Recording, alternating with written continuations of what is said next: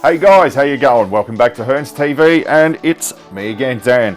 And today I've got a really cool model for you to do an unboxing for. And this one I've been keen to do for quite a while.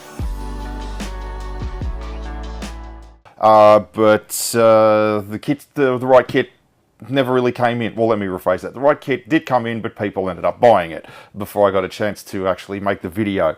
So yeah, well, here we are today, and I've got for you the slightly controversial MV-22 Osprey. Now, very interesting aircraft. This one, it's not quite a plane, not quite a helicopter. Yeah, this amazing thing came about as a need for a special, I guess you could say, special mission aircraft for the American Defense Force, as they had an abundance of helicopters and fixed-wing aircraft, but there were several scenarios and missions and duties that they were required to perform where both of those aircraft were really not very well suited to the job at hand. And that became quite apparent in the failure of Operation Eagle Claw. You should look that one up.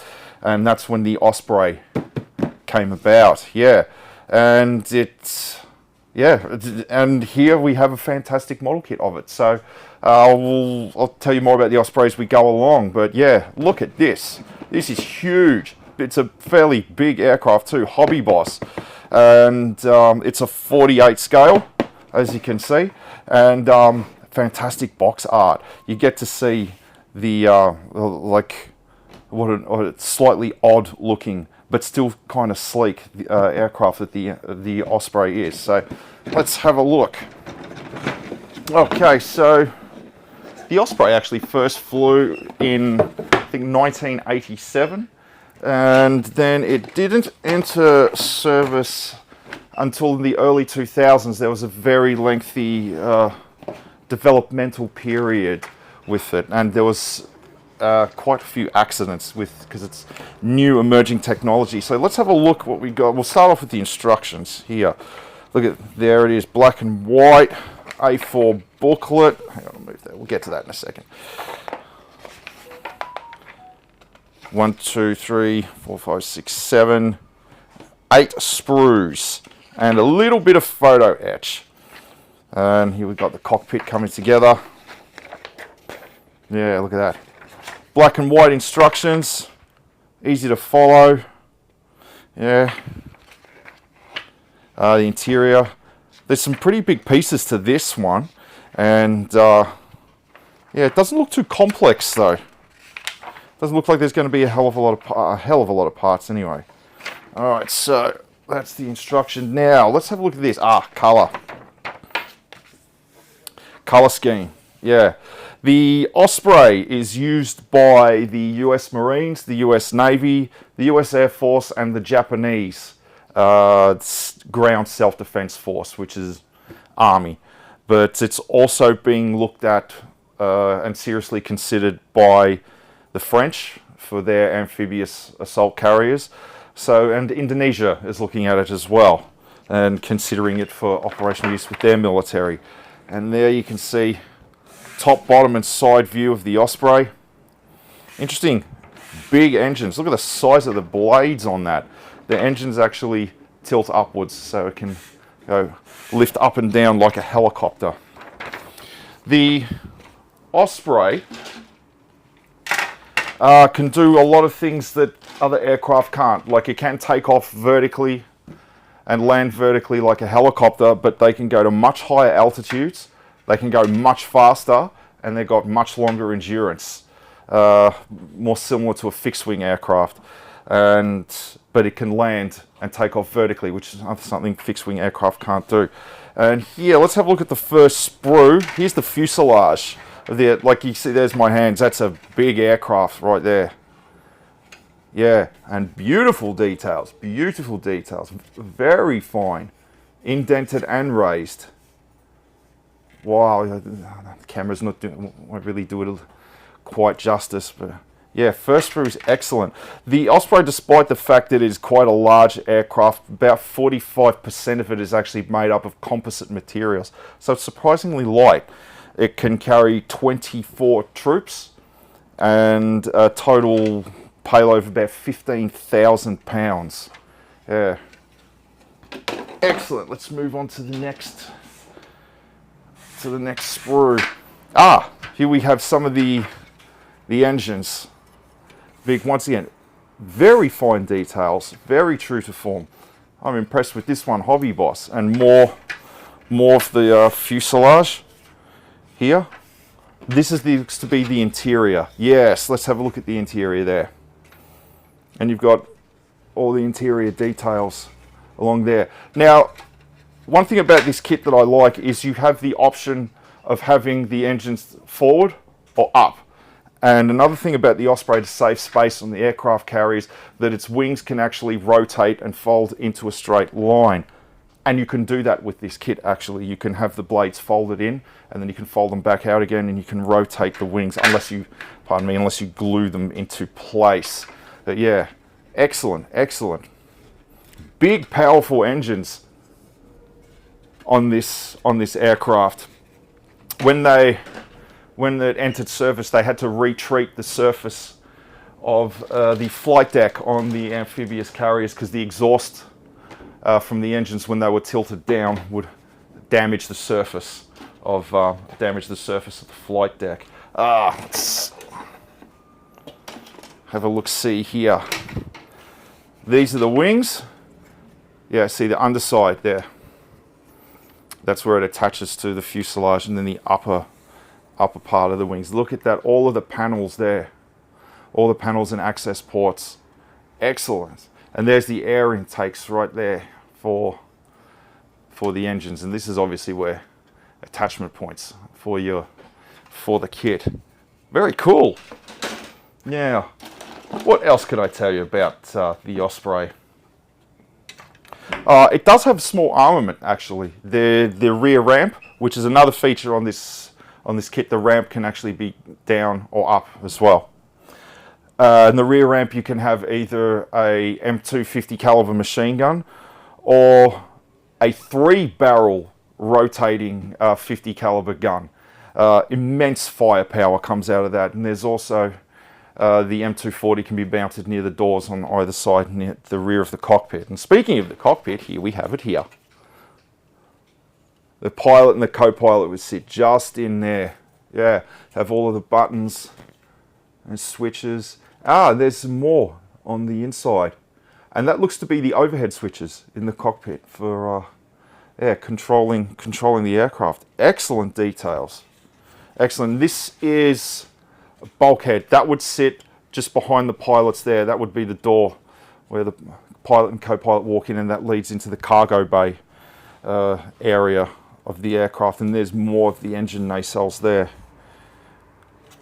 Super fine details. It's a shame you can't see it up close. Actually, it's really, really good. And then more of the controls on the interior of the cockpit just in there. Yeah, they've really focused on this one to get it as authentic as possible. More of the landing gear, just there.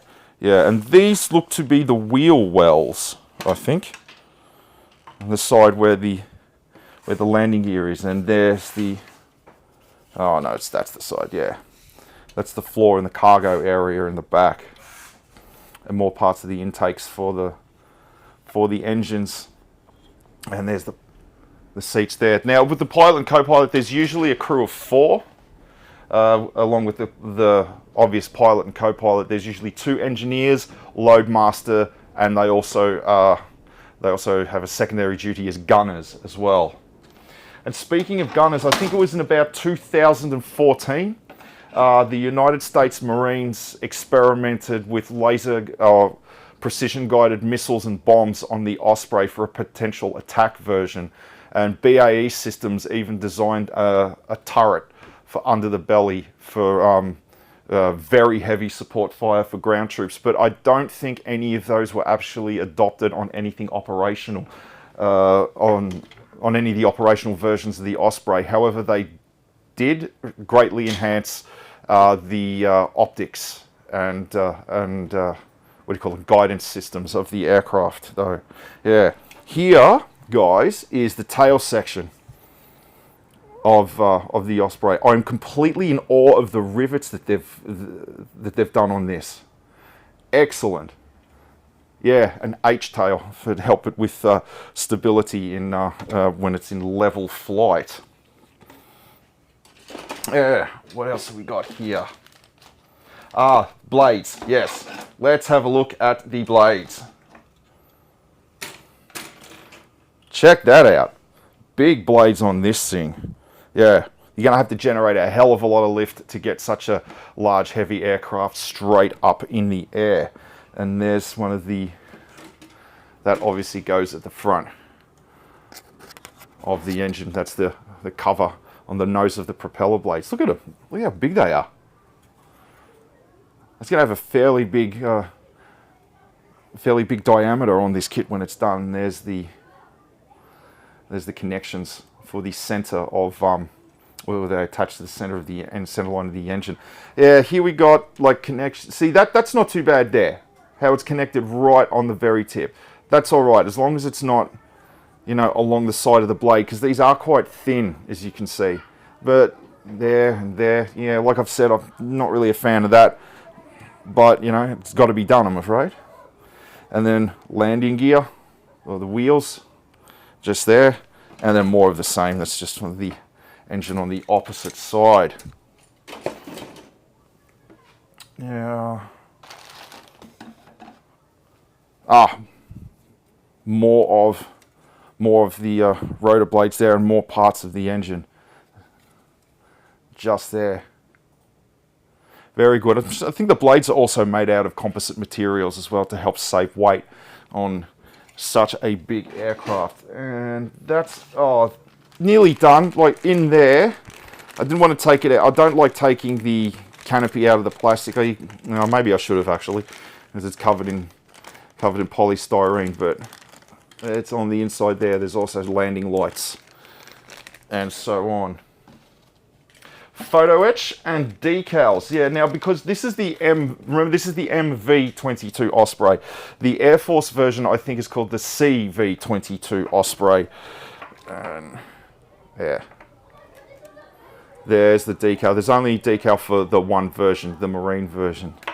This aircraft replaced the Sea Knight in US Marine service, which was a twin rotor helicopter. It looked similar to a Chinook helicopter, but a little bit smaller. If you've seen the movie Battle of Los Angeles, it's the helicopter that flies the guys into combat once the aliens invade. Yeah. And then we got the photo etch parts just there. Yes, very cool. Alrighty. Yeah, that one didn't go for too long. Like, there's a fair few parts to that kit. Like, there's enough to keep you interested, but it's not too overwhelming, not at all. So yeah, I would anyone who's from advanced to even sort of an intermediate model maker, this would be really good. And it's a really cool plane, a really cool aircraft actually, the Osprey. And yeah, like the folding wings and rotor blades really help enhance this model, actually. Well, in my opinion, it does anyway. Just before I go, like I said, the Osprey is somewhat of a controversial aircraft because there have been 16 major crashes, at least 16 major crashes involving the MV-22, and about 62 fatalities, actually, from accidents. Its accident rating's quite high. And like I said, there was a very long developmental process behind it. And it was nearly cancelled a couple of times because of that. However, looking into it, mechanical failure was only responsible a small amount of times, and most of it was pilot error of insufficient training and not being able to handle the transition from vertical into level flight, from what I've read anyway. But it has performed exemplary in Afghanistan, Libya and Iraq. And yeah, this is the first ever tilt-rotor aircraft in operational military service, and there's plenty of other designs similar to it in the drawing board. So this is the first of its kind And yeah, tilt rotor aircraft, I think, are going to be increasingly more common, not only in military service, but in civilian service as well. Yeah. So yeah, keep your eye on the sky. Anyway, thanks for tuning in, guys. Don't forget to like and subscribe. I love making these videos. I know it's been a little while since I've done some, because I've been quite busy, but yeah, I'll be doing more soon enough. And yeah, thanks for tuning in. See you again, and as always, rock and roll.